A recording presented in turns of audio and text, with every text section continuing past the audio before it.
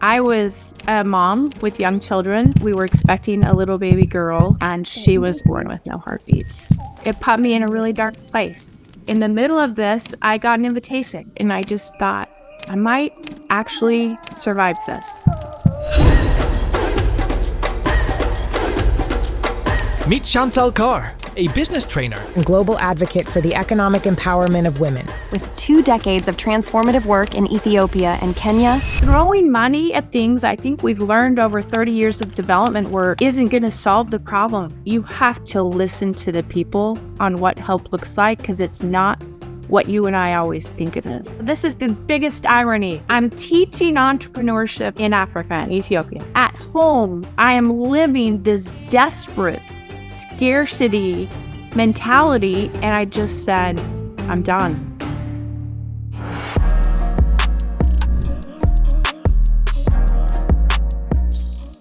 Hello there. Welcome to another episode of Unlock Your Potential. Jeff Lerner, your host. Always so excited to be back with you, having the most amazing conversations with the most amazing people. Today is one more in a beautiful chain. We are talking to Chantal Carr. She is a dedicated advocate for global change through economic empowerment of rural women. She's been doing that work in Africa for 20 plus years. She's a co-founder of an organization called Hope Arising, which works in both Ethiopia and Kenya. And I'll disclose a little bit of I don't want to say a bias, but just personally, Chantal is also a friend. She's somebody that's been through some programs that I've been involved in and helped design. And on the flip side, some people that are involved in my organization have been involved in programs that with Hope Arising, and done some of this work with her. And she's a great friend and an extraordinary human being. And now our latest wonderful guest on the show. Chantal, welcome. Thank you. It's so good to be with you, Jeff. So this is great because obviously, how long have we known each other and or of each other? I feel it's been like 2 years now, hasn't it? Yeah. Your colleague, Joe, who's traveled with me, has introduced us, and it's had a big impact. It's been an exciting journey. Yeah, it's been wonderful. And I've seen, courtesy of Joe, so many wonderful pictures and been regaled with really descriptive experiential recountings. Why am I using so many unnecessarily big words to say simple things? Joe has told me a lot about his trip to Africa with you. How about that? And wow. And it's just beautiful. It's so beautiful. It's so beautiful, the work you do. And I'm so excited that we have this opportunity. Now I get to ask you all the questions that I've always had about this work. And let's start with maybe give me a little bit of your backstory, if you would, even back to growing up. Like, how did you end up doing this kind of thing? What was your trajectory? It's a great question. And it's unexpected. I think, like a lot of us, our lives turn out in very unexpected directions. For me, I was a mom with young children. We were expecting a little baby girl, and I was in the middle of normal, healthy life, and there was simply no heartbeat for my baby. So it was this shocking moment in my life that just fundamentally changed every fiber of my being when I had this beautiful baby. How long ago? This was 20 years ago, 23 years ago. So the baby was born, everything seemed normal, but there was just no heartbeat. No heartbeat. So with that framework, I mean, I was young. Not a lot of people I knew had buried even their grandparents, let alone a child. I was just not equipped with the degree of grief. Like, I was stunned. And so one of the things that came from all this is the next year I really felt compelled in my heart that one of the good things that could come of this is we'd have another baby. So I did. We had another beautiful baby girl, and she was also born with no heartbeat. And that's actually more stunning when you know what's coming, and you feel like you've already paid your debt to grief. The double whammy it put me in a really dark place. I was struggling for several years. I just wrestled and And I had a good supportive husband who was also facing grief. And we were young and we didn't know how to handle things. And it was really a hard time. And so the great thing about this story is that in the middle of hard, ugly, it was ugly, depression and anger, all the emotions that come with grief. In the middle of this, I got an invitation. There was a woman in our community, and she was putting together birthing kits. And it consisted of a piece of plastic, a razor blade, a shoelace, and an alcohol wipe. We were putting them in a gallon bag, and she was going to Mozambique, Africa, and she was training traditional birth assistants so that the mothers and the babies could live when they were being delivered in these rural settings. And I went away from this. I was like, you have to be kidding me. We can save a baby with that. And I was intrigued. I was shocked. I was angry. I was like, how in this day and age is this a real story? Wait, say that. I want to pause for a sec. So a piece of plastic, a shoelace, tie off the umbilical cord. Okay, a razor blade to cut it. And then what was the fourth thing? An alcohol wipe. And an alcohol wipe. Okay, what's the piece of plastic? The piece of plastic they just put under the mother and the baby. Oh, okay. They're usually out in the bush and it's dirty. Wow. Okay. Yeah. I'm hearing it for the first time, and I agree. It's shocking. I couldn't believe it. I went up to the woman and I said, I want to volunteer. She's like, super. What do you know? And I'm like, nothing. What can you do? And I'm like, I'm a teacher. She's like, great. We need a secretary. I'm like, super. So I just joined. I was like, I didn't even know where Mozambique, Africa was, Jeff. I better go home and look on a map, right? And for the first year, I just listened. I didn't know anything. I didn't understand anything.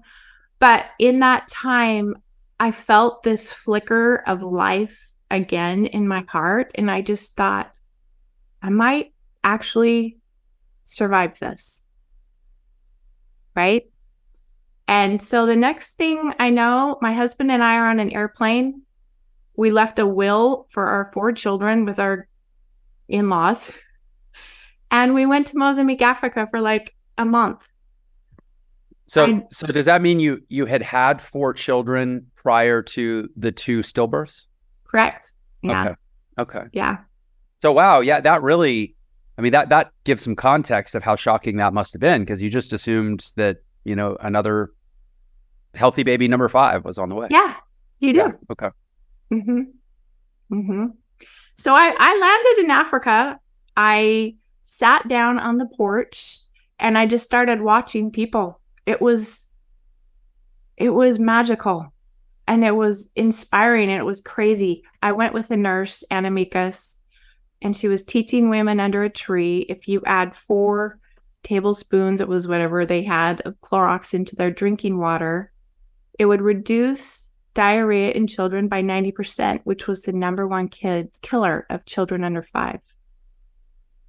Right? And so the government had free Clorox, and Anamikis becomes this bridge to help them organize and get the Clorox every week. Who's going to go? How will they get there? And I just realized then and there, I can help save babies and help these mothers feed their children. And I was like, I was just so in. And so that's how I began my journey. I began in this broken, messy, unexpected, complex place. And I think that's what I want a lot of people to hear, is that you don't have to know anything. You don't have to be anything. And we didn't have a ton of money at that point in our lives, but we just were compelled by our circumstance and what we could do, that we got to do this. And that's how I began in Africa. And so how long ago was that trip? That was in 2004. Okay. So coming up on 20 years. Yeah. And so, it is, I mean, I've been looking forward to this conversation because I knew it was going to sort of shake me a little bit from my privileged American life, right? I mean, so you're describing a place where, like you're saying, I mean, children are dying because they haven't connected the bleach to the water supply. Right. Not because there's no water or there's no bleach, but because somebody just hasn't connected them. Children are dying because they literally don't have anything. I'm picturing, like, it's so trivial, like, oh, a razor blade to cut an umbilical cord, but like in the absence of that, what are you twisting it around a stick and trying to rip it apart? Like, right. it is, and that was 20 years ago. I mean, this problem is not, or this reality. I'm gonna call it a problem. It's bigger than a problem. It's a reality. It is still the reality today. It's not like we've solved it in the last 20 years, to be clear. No, right? We just saw the news in Ethiopia. 1,300 people starved to death last month. They starved to death. How are people starving to death in this day and age? Ethiopia is where I've spent the last 15 years. These are my people who I love, and it is tearing my heart apart that this is the circumstance. And I mean, you think about starving to death, like it's not like there was a collapse in like an earthquake and 1,300 people died. I mean, that is a slow, torturous, progressive. I mean, it takes probably months and months to starve to death. And you're suffering the whole time. So it is. I mean, it's staggering. Like, I don't even know where to go with this conversation. It's so big. I'm sure you feel that all the time. It's like, just one little bit of help is, but like, how have you, I'm sure you have a perspective. Like, what is the fundamental issue here? Well, I'll tell you how I went about it to answer that question. Mm-hmm. I ended up starting a nonprofit and trying to delve into, okay, how do we bridge? And one of the fundamental pieces that I love, the piece of work that I love, is called the messy middle. You do have these big institutions. You had a government with Clorox, and you had people with need, and you need to have these middle-sized, adaptable, responsive organizations that kind of connect. They're kind of the connectors. And that became what I saw as a significant niche where I could step in, is as a connector. And so specifically, like with rural women and mothers, all of them need money to feed their children. And most of them, I speak about women because that's mostly who's left there taking care of the children. For a lot of the situation, the men they're either dead, they're at war, they have a different family, there's some abuse, or they're sick. Like, there's just so many factors that the vast majority of the people I work with are women, and they're usually caring for an average of 6 children, and they needed money. So I was trying to figure out, how do I connect enough knowledge? Oh, go ahead. So yeah, sorry. I'm like a school kid. I'm just going to raise my hand when I have questions. But so you're talking about going into, like, would you describe it as a village or a town or a city? This is a hard question. It's kind of hard to answer because when I use English words, how it looks like there is so different.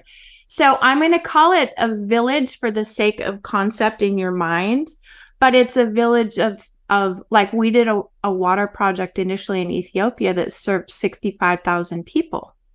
So picture a country seat, a county seat, where you have a county fair and you have some county offices and a school. So the area I work in is called Dera, and it's the county seat of a very large rural populated area. Okay. So there's a lot of people, but it's still more village life, agrarian, farmers, animals. So like in America, when we say, like, when we differentiate between a village and a town, we're somewhat differentiating between rural and more urban. You're saying there, it's even at a larger population, it's still like highly rural. Yes. Okay. Yeah, there isn't any infrastructure. Electricity for a long time was very spotty. Internet, 40% of the earth still does not have internet. Internet is 40% of the earth. 40% of the people on the earth do not have access to internet. Okay. Africa has some internet spotty. It's not great internet, but in the rural where the majority of people live, it's just not accessible. That's the distinction. I think in America, we think of rural as where the minority of people live. I feel like you just honed in on the difference. There, rural is the vast majority of people.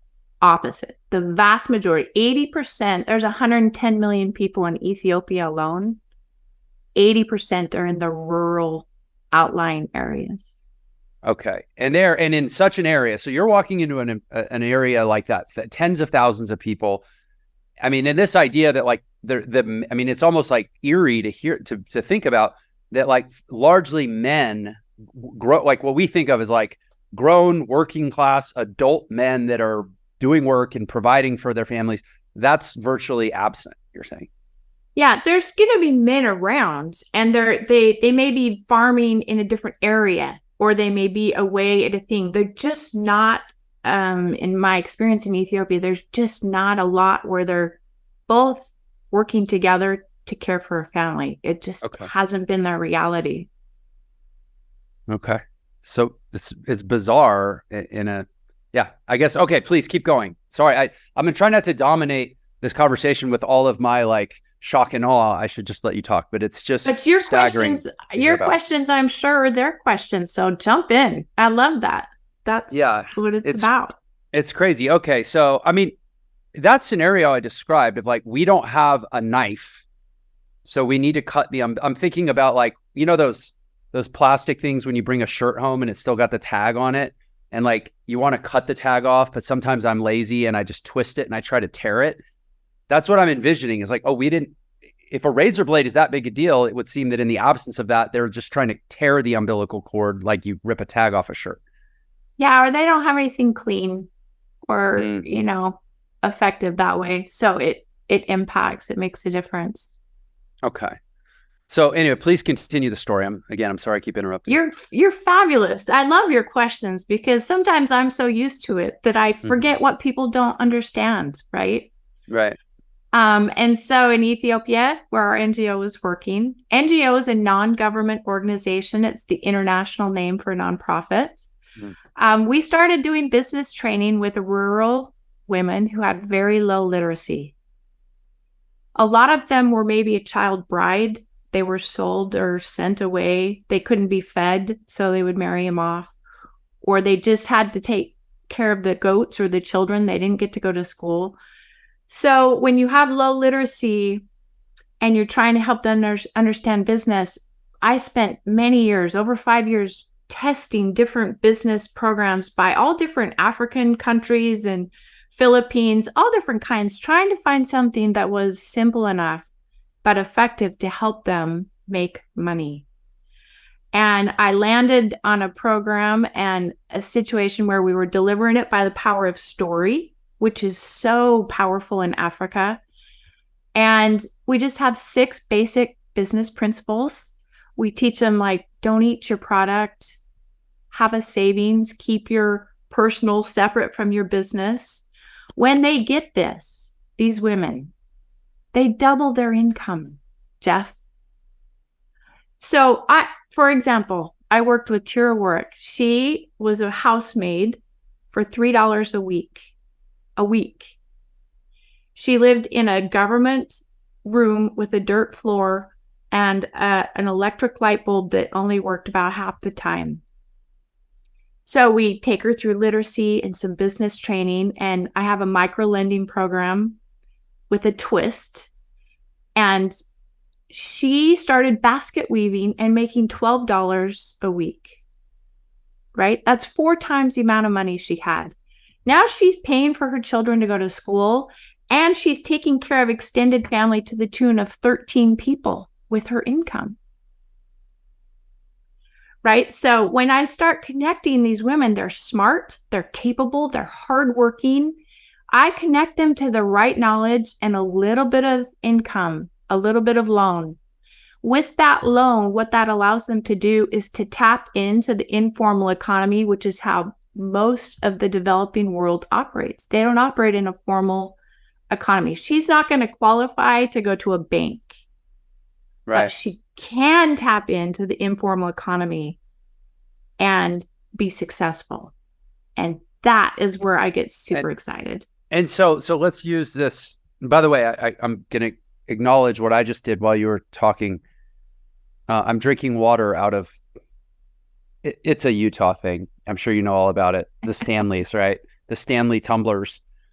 This is 12 weeks of pay for the person you just described. This stupid thing I'm drinking water out of. Like, I'm trying to, for my own enlightenment and consciousness expansion, trying to create this perspective for myself of just like how insane this is. But let's go to how you helped her go from $3 a week to $12 a week by teaching her. But you taught her some basic concepts. I love the idea of using stories to illustrate these basic concepts. I think there was a carpenter that did that once for help illiterate people understand these, profound concepts. Fabulous example. Used parables, right? Yeah. And so you're using that story to illustrate these basic principles. And then she identifies a trade that she has the skills to do, and there's some need in the market. And then you mentioned a micro-lending piece. So is that what? Is that to kind of like buy her basket, the supplies for her first 10 baskets or whatever? Right. They don't have enough to get started. And the risk for change. One of the things I do as a connector is I bridge the risk for change. So when we get these women together, they're in a group, but what we're talking about is different and scary and not been seen. So I cover the risk. Once the rest of the community sees success, and the risk has been mitigated, then the rest of the community will support the change. So when I do a microloan, we don't do it in the financial institution. There's no interest. They're in a group, and how they pay back is when the group repays, those women become the mentors for the next group, and it just keeps rippling out. So how much do you have to loan someone to start a basket weaving business that's going to gross $12 a week? So we loan $250, and they do all different businesses. What they do with the $250 is they join the informal economy, which is called tabletop banking in Africa. Okay. So they'll get a group and they all put in their money, and then they take turns getting the pot. So if you're at the beginning of the group, it's a repayment. If you're at the back of the group, it's a savings. It's like a revolving fund. It's a savings and loan, and they each take turns getting that pot of money to start whatever it is they've decided. And they all have ideas. They know what they want to do. It's just simply connecting them to enough knowledge and a tiny bit of resource to get connected into that informal economy. So did I understand right? That $250, essentially it gets loaned, paid back, reloaned, repaid back. So it'll yo-yo back and forth to start a number of different businesses within this kind of guild that you've assembled. Yeah. So for $250, I can seed how many businesses for these women in Africa? Well, I do $250 for each woman. And like we do a women's group of like 20 or 30. And they have to go through the business training. That's part of qualifying for the microloan is they have to get the knowledge. Mm-hmm. And we have a 98% repayment.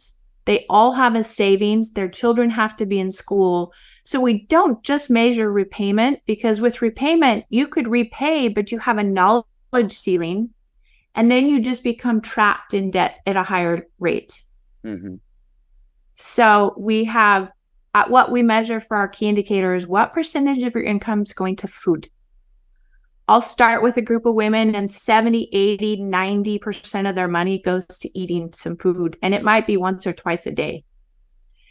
By the end, when they've been part of this microlending group and this business training, they've got to support, we're down in the 30 and 40 and 50% range, which is in essence doubling available income for them to take care of school fees or health clinic if they get sick, these types of things. So prior to this work, what did you say the number is, the percentage of income that goes to food?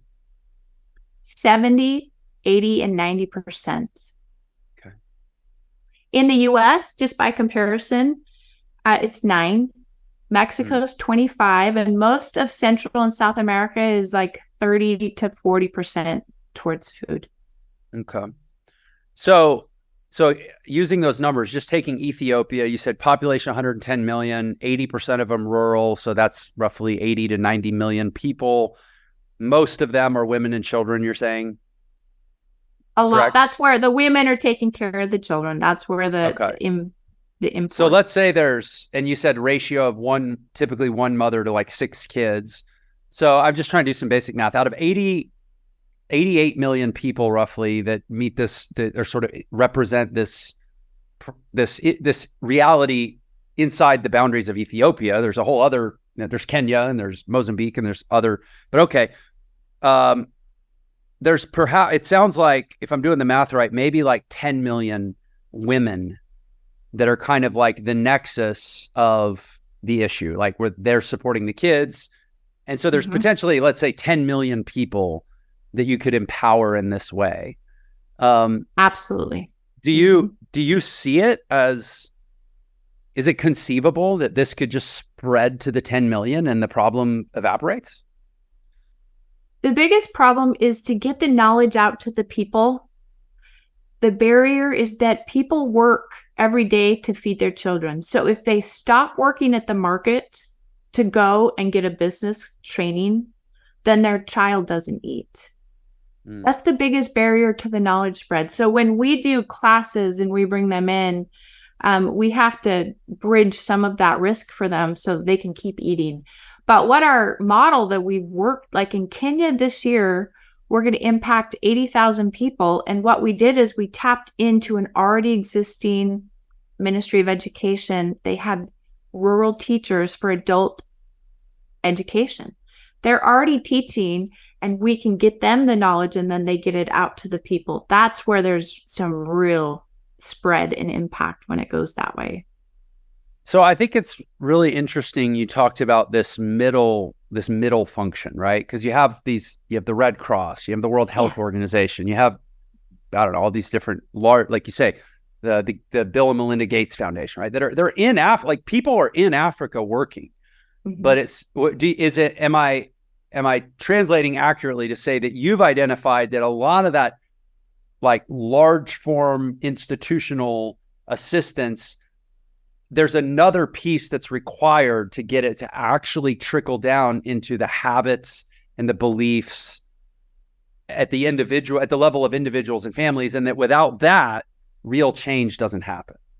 Absolutely. There's a role for macro institutions. We need that. But the biggest place we can affect change in the world is with people like you and me, organizations that are these mid-size, that are addressing personal situations and connecting in unique ways that are going to actually benefit the people. India 30 years ago did this massive project, and the idea was, if we throw the net over everyone will be lifted. After 30 years, all the research concluded all it did was expand the difference between the haves and the have-nots, no matter how poor or rich the community was. So just throwing money at things, I think we've learned over 30 years of development work, isn't going to solve the problem. It's going to take both the money and the knowledge in this mid-sized middle that connects the connectors to the individual need in ways that it's useful. Even if I give them knowledge, if they can't process that knowledge in a useful way, it's not going to change their life, right? Yeah. How much of that do you think has to do with trust, where it's like somebody needs to be in that community, building trust through showing care consistently over time, so that it opens people up to this, like you alluded to, the change and how much of that do you think is a simple human psychology function of, like, until they trust you, they're not willing to learn from you? 100%. And what our model is to identify community champions who are already doing the work and empower them. So the example. So it's like influencer marketing. applied to Africa. Yes. Okay. Yes. So I was in Ghana at a Strengthening Families conference, and we were teaching about this entrepreneurial training program through story. And I was paired in a tour with this wonderful woman from Liberia named Hoto. I'm talking to Hoto. We're sitting by each other. It's a several-day conference. The last day, she gets up and she's the speaker. I'm like, oh, she's the speaker here. Okay. Hoto went back to Liberia, connected with this concept of business training knowledge. And part of that is a huge piece in Africa is the belief that you can make a difference in your own life. I can make choices that are going to make my life better. There's very much a fate. If you ask, what is your dream? What's your vision? Well, God willing, if I'm alive, then I would do X, Y, or Z.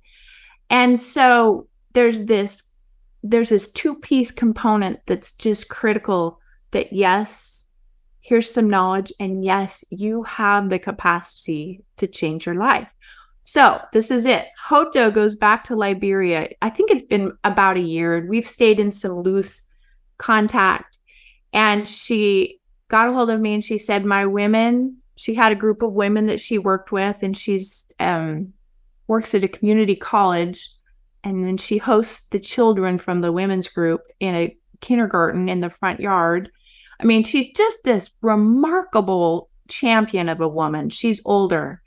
I don't know her exact age, and I won't guess because I'm always wrong in Africa. She's an older champion.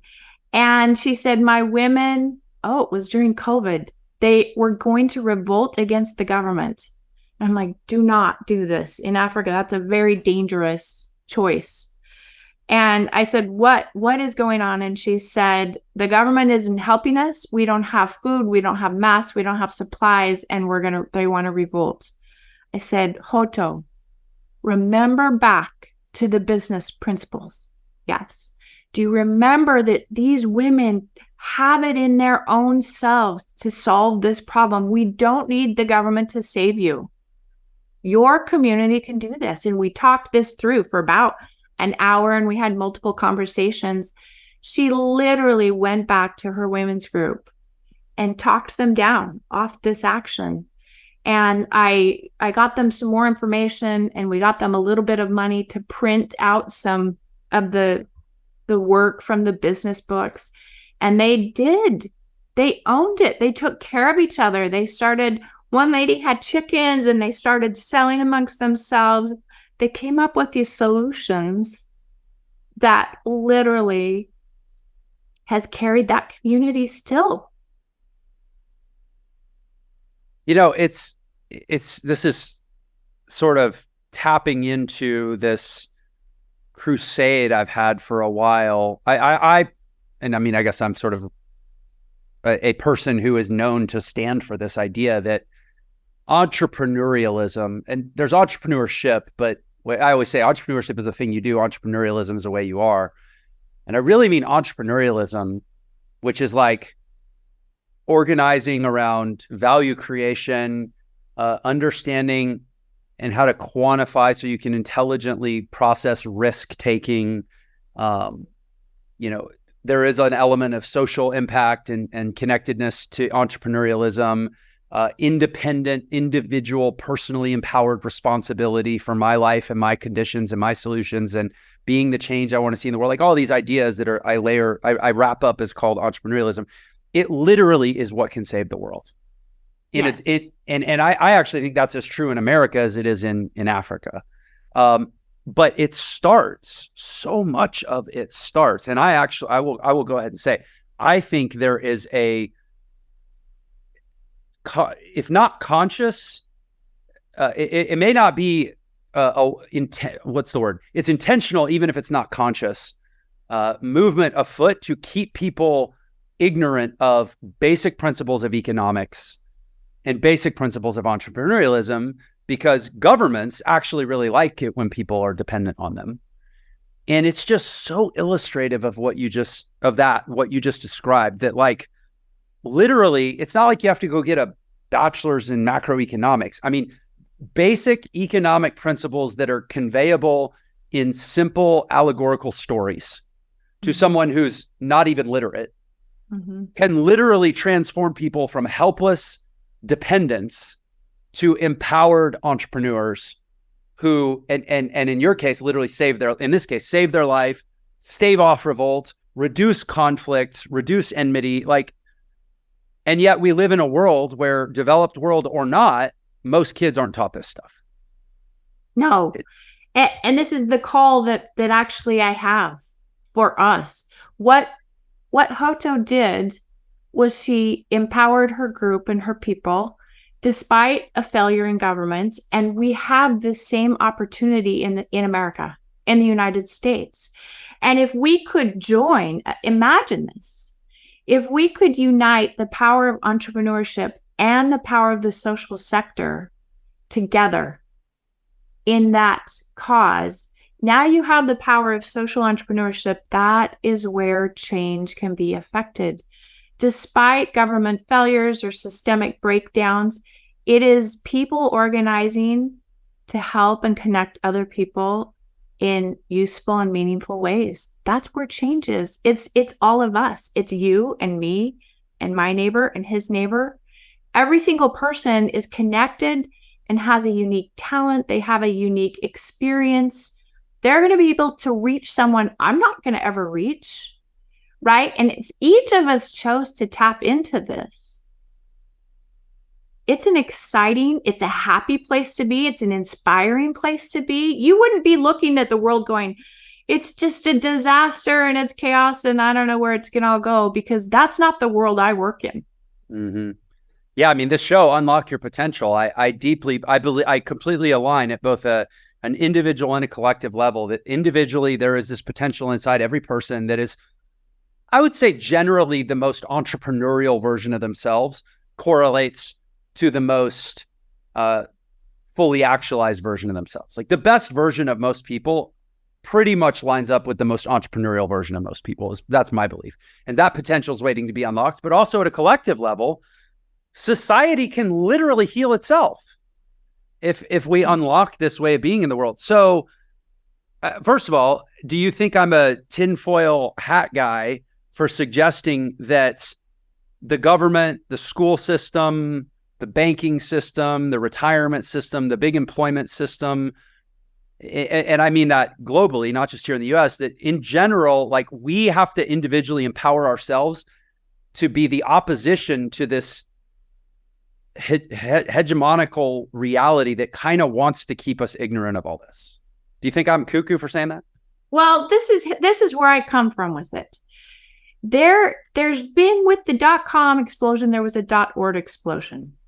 So for the last 25, 30 years, you have got these mid-sized organizations that have really found some powerful solutions, but they're not financed, because you cannot finance a nonprofit organization on grants and donors. You don't have enough consistent, predictable income to have growth and have impact. And so I've just been, I should tell you a little bit more. I'm going to take a break and insert some more of my story. 20 years in, I have a master's degree in nonprofit management. I have been in the business for 20 years.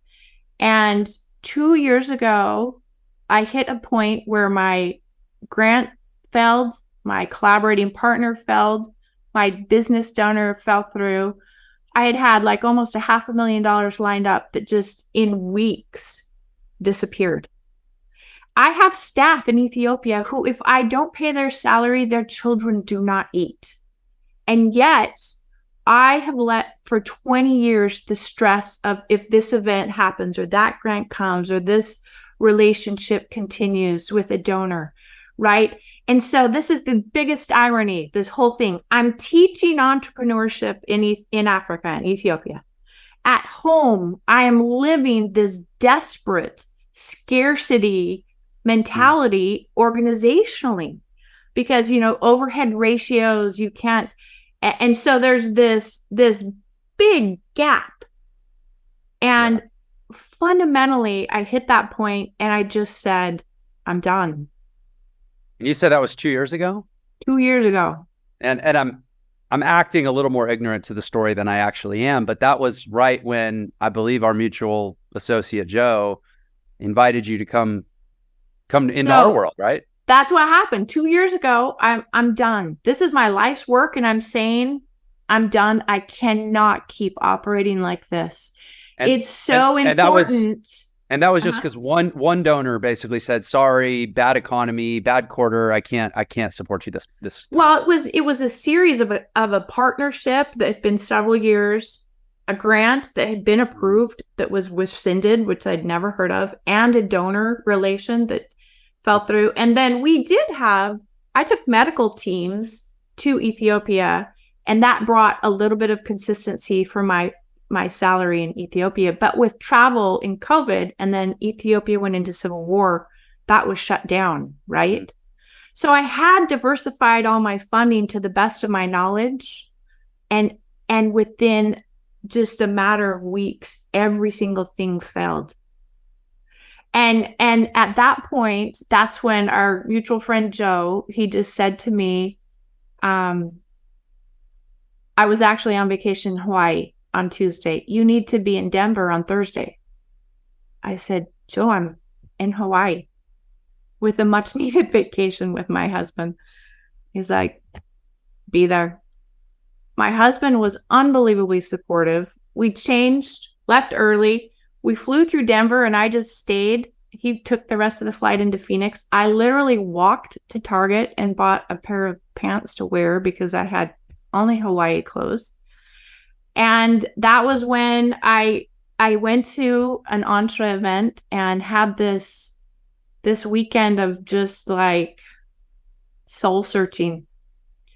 And the idea that was here before me that was presented is, so go be entrepreneurial. You've been teaching it for 20 years. Go get some consistent, predictable money because you have got 100 million people that need this, and you know how to deliver it. This has been in a life's work in progress. You have the right material. You have the right delivery system. You have the right network in Africa. Go make it happen. And Joe said to me, he just said, what is the cost if you do not do this? And I thought about that all weekend. I thought about these women who I love. One of the greatest honors of my life is the inspiration and the association with these women. Hey there, real quick. I just wanted to let you know, I have been concentrating a lot lately on providing tons of value to my text message community.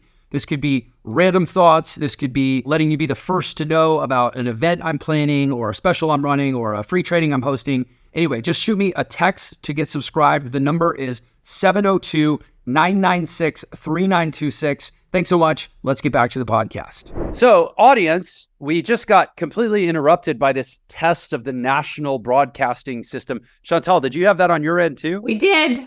Yeah. So I think everyone in the country just heard a big beep. And somehow it killed the audio for Zoom. So we had to, anyway, kind of reset. So we're back. Chantal, I'm not gonna pretend otherwise. I totally lost the thread of what we were talking about. So I was just saying how it was at this moment I had just come to this conclusion that I had to end. Yeah. And Joe said to me, what is the cost? And as I thought about the cost that it would be to the women who I really love dearly in Ethiopia, I think it's one of my greatest treasures on earth is to know and associate with these people. I learned so much from their fortitude, their resilience, their happiness, their help for each other, their love of each other, their love of God, despite all their varieties of that. Like, it is absolutely one of the most treasured pieces of my life. And I just thought the cost is too high. I have to go figure this out. And so I sat that weekend thinking about entrepreneurship in the US for me and what that was going to look like. And I knew it was going to be hard because starting anything from scratch is hard. But I also had an idea. I'd been coaching nonprofits, but never for money. And so this was my idea. I'm like, I'm going to start coaching nonprofits for profit so that I can fund my nonprofit teaching women business in Africa. And that's where it was all born 2 years ago. This beautiful idea of marrying and uniting, harnessing the power of the market with social good. That is where it gets super exciting. I'm like glowing inside right now because of exactly what you just described. I think that in the world, there is this very false, very artificial, I think very intentional narrative that is put upon us that making money and doing good is like a bifurcated thing, that you're kind of either doing one or the other. And yeah, to your point, I mean, even built into the word nonprofit is like, that term should be like offensive to entrepreneurs. It is. It's offensive to me. Yeah. Right? Like, that's not a business. And so, but it's like, we almost need to have a new word. It's like, and I think there's been attempts at this. There's like B corporations, which are, and then there's the whole, like, don't even get me started on, ESG, the ESG movement. But like, there is an idea of like socially conscious business, but I think a lot of times we think of that as like a thing that big companies are meant to be responsible for. Like, oh, we need to roll out the Fortune 500 needs to have more focus on diversity, equity, and inclusion. That's great. That's not what we're talking about. No. We're talking about at an individual, at a solopreneur level, at a micro business level, at a small business level. You can build great businesses that I think actually are even greater businesses. It's not a compromise to say, oh, we're going to build a great business, but we're also going to do good in the world. I think you say, we're going to build an even greater business by intentionally declaring the good we're going to do in the world as a function of a successful business. Absolutely. And the partnership with business and nonprofits, it benefits both. Nonprofits need to learn how to get a consistent, predictable income, and they need the entrepreneur mindset. I needed that. This is new for me. This is a new journey. And I'll tell you, when I got it, the change in me was instant. It was freeing. It was energizing. It was scary. It was exciting. All of these things that had kind of been smashed down and burned out of me over the years was rekindled. And I started talking about my work in a whole different way. And I started attracting different energy in different relationships because I began to couch it in this social entrepreneurship where it's for benefit, for profit. Let's make this work together. Because so many people, they want to do good. They don't know where to begin. And that's where nonprofits are skilled. They do. They've been in the trenches and there's so many things. But a lot of nonprofits, especially 89% of them are under $500,000. That's not a sustainable organization. And so what I have seen in my coaching is, for example, you have a founder who's built this. I'll give you an example. He's a Native American who has built this phenomenal fatherhood and families training on the reservations, 300 from Canada to the US. He's 74, right? Does he have a succession plan? Does he have sustainability in his organizational capacity to keep it going when he's gone? Right? And the same with the refugees. We've got a refugee group in Phoenix that's phenomenal work. And he's in his 80s, right? But they don't have enough income that people can come in and be the next person because there's not enough salary, because we have this overhead and this nonprofit mentality that we need to just break out. And so you have these organizations at risk that have a lot of knowledge. And then you have people who want to do good and they don't quite know where to begin. And they have a lot of skill, but they don't really know how to have impact. I think one of the dangers is we think we know how to help, but you have to have a degree of professional humility to listen to the people on what help looks like, because it's not what you and I always think it is. right? Yeah. And if a doctor prescribes medicine without a proper diagnosis, he's sued for malpractice. This is the danger in the social sector. If we're going to promote that we're going to help someone change their life, you have to actually listen to the person. Super quick example. My colleague did business training in Mexico. He met with the community. They went through all of it. And he had $1,000 for them to choose a project for the community they wanted to work on. They deliberated and came to him and said, okay, we have listened to you. We understand what you have taught us. Do you trust us? He's thinking, what does this mean? He said, we want to use this money to start a mariachi band. He's thinking, how am I going to explain this to this donor? Mm-hmm. They get their mariachi band. He comes back 9 months later. They had hit every single community priority they had made. And he said, what in the world? He said, well, we can't do business effectively. We're not viewed as a real community if we don't have our own band. Doesn't matter how bad it is. Because they had the band, now they could go out and conquer these things that had been inhibiting their local community.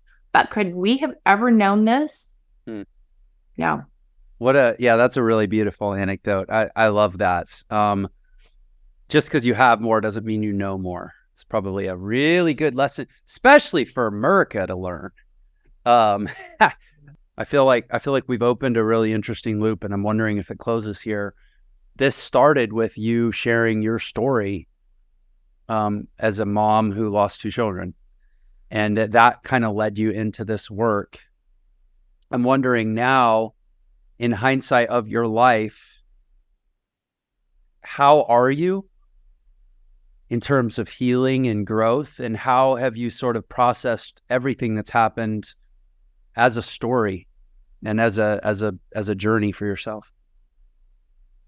There can be nothing more healing than helping somebody else. The joy, the peace, the satisfaction, the fulfillment of helping these women feed their children, it just lights my soul on fire. Absolutely on fire. It has been one of the greatest journeys and honors and just unifying happiness.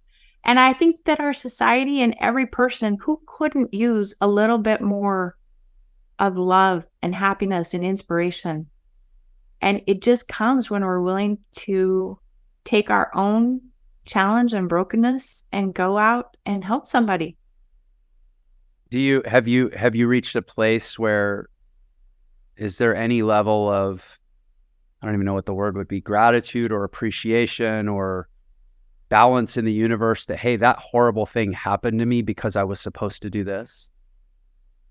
You know, I think we all have a choice what to do with our pain and our disappointments and our suffering. You can suffer and you can hold on to it into bitterness or anger or let it fester in your soul. But we also have a choice to let it become something sweeter. And mine has become something sweet and beautiful and treasured. It was so unexpected. I never in a million years imagined my life like this, but what an absolute gift. And I feel like there'll come a time when I'll get to know those girls and they'll get to know these women I've helped. And I imagine it will be a mighty, joyful dinner. The Latin word for suffer is passio, which is also the root of passion. I think that's by design. Chantal, amazing conversation. Thank you so much for being a guest. How can the world get to know you better, get to know Hope Arising better, participate, contribute, just take advantage of this amazingness that you've created? Where can you send people? We have a new community called Impact and Scale. We're helping individuals, nonprofits, and even businesses who want to have